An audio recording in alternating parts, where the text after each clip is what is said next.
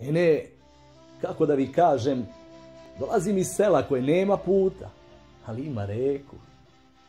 Dolazim iz sela u kome ljudi ne hodaju asfaltnim trotoarom, već svojim dobro utabanim stazama, samo njima znanim. Strancu nepoznate, ali uvek gostoljubive dobročiniteljima. Dolazim iz sela u kome mi je životinja bila i prijatelj i neprijatelj, i šegrt i gazda, i domaćin i gost. Dolazim iz sela gde ljudi nemaju kravatu, ali imaju obraza. Gde se ne potpisuju tapije i razne artije, ali se poštuju reči.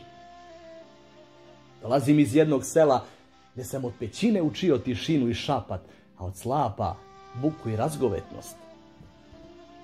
Dolazim iz sela gde je izvor bistre pijaće vode najslađi napitak, a pčelino saće užina u kojoj bogovi uživaju.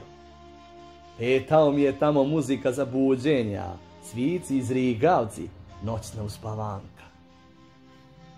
Jes, istina, nemamo lovku ni pero, ali imam krunjač, sr, lopatu i motiku, vilu i grabulju.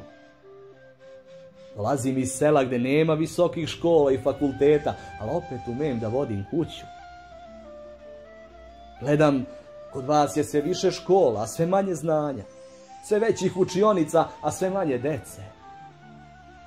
Sve je više religija, a sve manje vernika. I sve je više crkvi, a sve manje hodočasnika.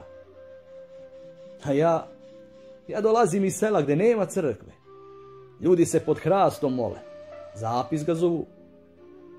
Dolazim iz sela gde nema oltara, ali ipak ljudi žive u veri i Boga poštuju. Istina, ja nemam diplomu za razne gradske poslove, ali imam diplomu kako da živim.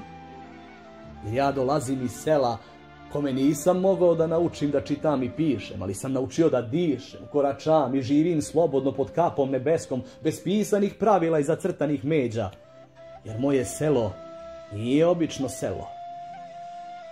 Moje selo je selo slobode. Te tako